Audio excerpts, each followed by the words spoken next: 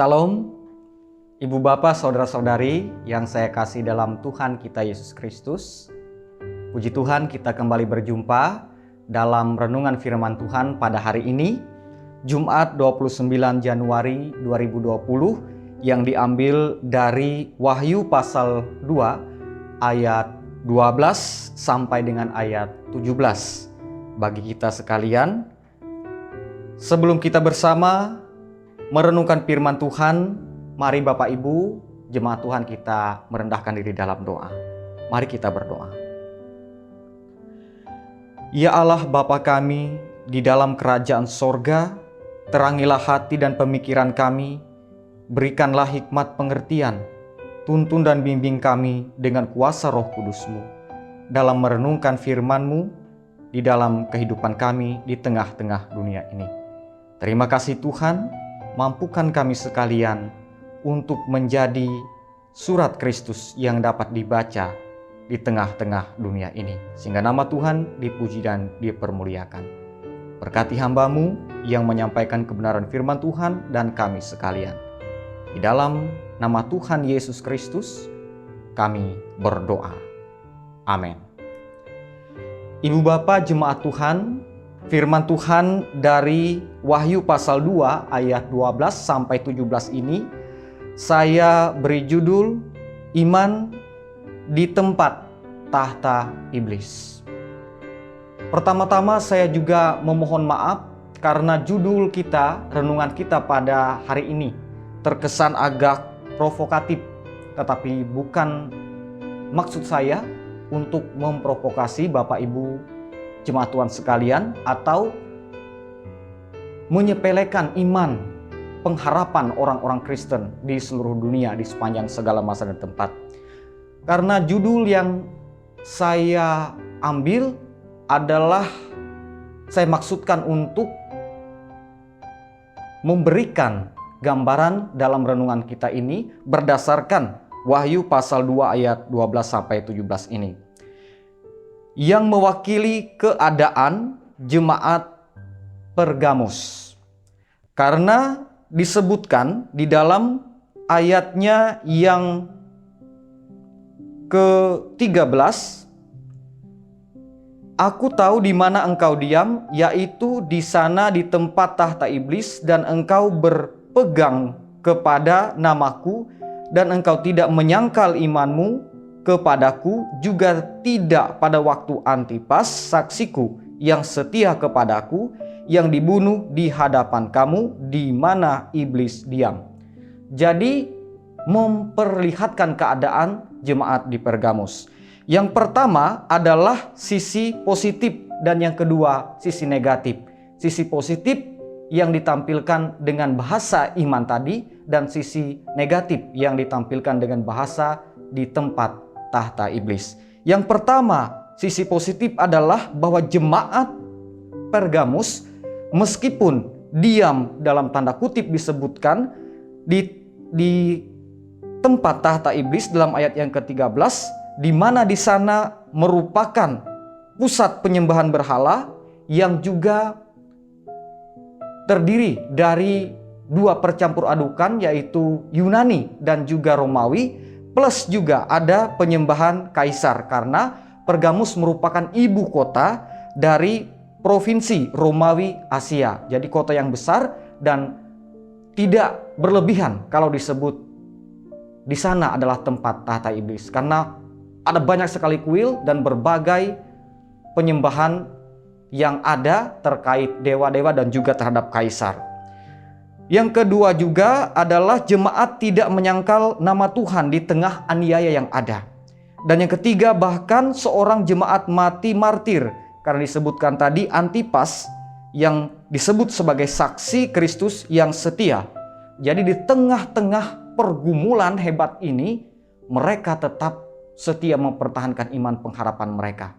Meskipun kita tahu siapa yang membangkang kaisar adalah hukumannya mati, karena kaisar dianggap sebagai Tuhan pada waktu itu, dan ritus penyembahan kaisar itu wajib terhadap seluruh warga negara yang ada.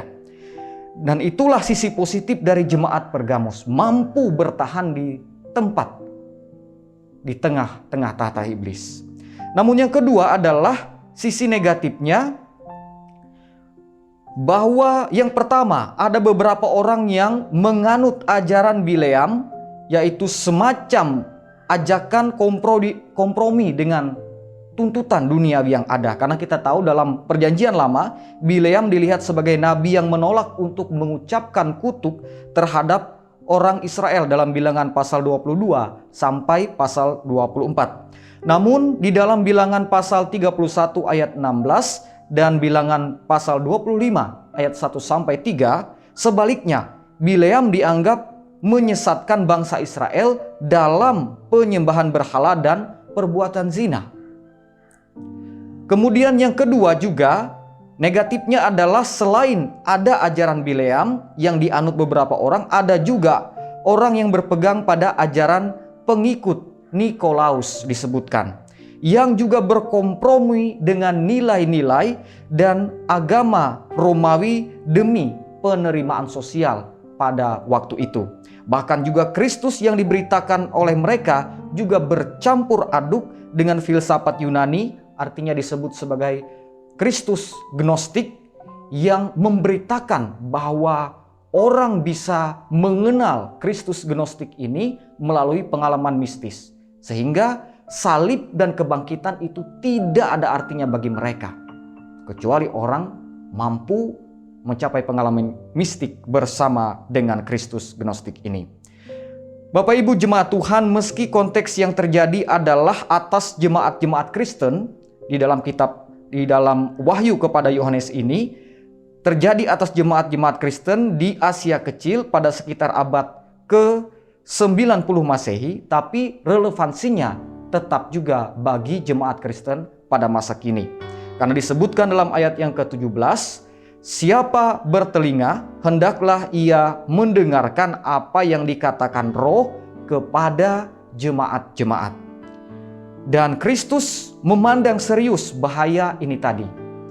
Bahaya yang sebenarnya tadi, yang lebih berbahaya daripada aniaya, yaitu ajaran-ajaran yang keliru yang disampaikan tadi.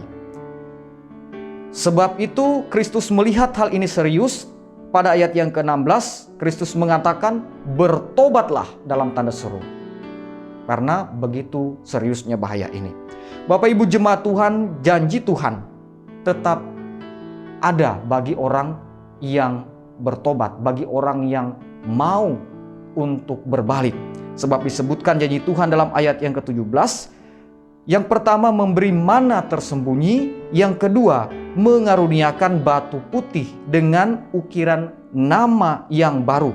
Karena kebiasaan orang kuno pada masa itu adalah bagi orang-orang yang diampuni dan dibebaskan dari pengadilan karena terbukti benar akan diberikan batu putih. Sementara batu hitam bagi orang-orang yang akan dijatuhi hukuman. Jadi ini merupakan tanda pengampunan dari Tuhan ketika umat berbalik kepada Tuhan.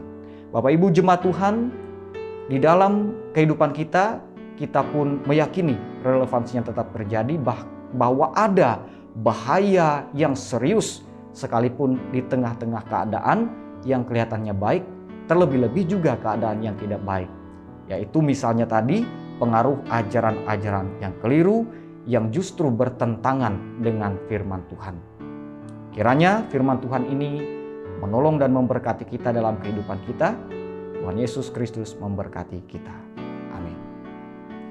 Bapak Ibu jemaat Tuhan, saudara-saudari yang saya kasihi, marilah kita kembali merendahkan hati kita di hadirat Tuhan dalam doa dan mengucap syukur atas firman-Nya. Mari kita berdoa. Bapa kami yang ada di sorga, dimuliakanlah nama Tuhan dari sekarang sampai selama-lamanya, sebab nama Tuhan layak dan patut untuk dipuji, dihormati, dan dimuliakan. Terima kasih atas kebenaran firman-Mu yang telah diberitakan. Kami bersyukur atasnya. Dan kami menyadari bahwa firman-Mu senantiasa selalu baru setiap hari dalam kehidupan kami.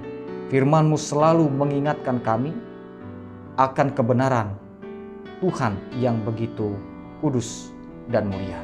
Karena itu kami menyadari bahwa Firman kepada jemaat di Pergamus ini pun mengingatkan kami bahwa kami pun bisa juga melakukan berbagai kompromi yang justru bertolak belakang dengan perintah dan firman Tuhan dalam kehidupan kami.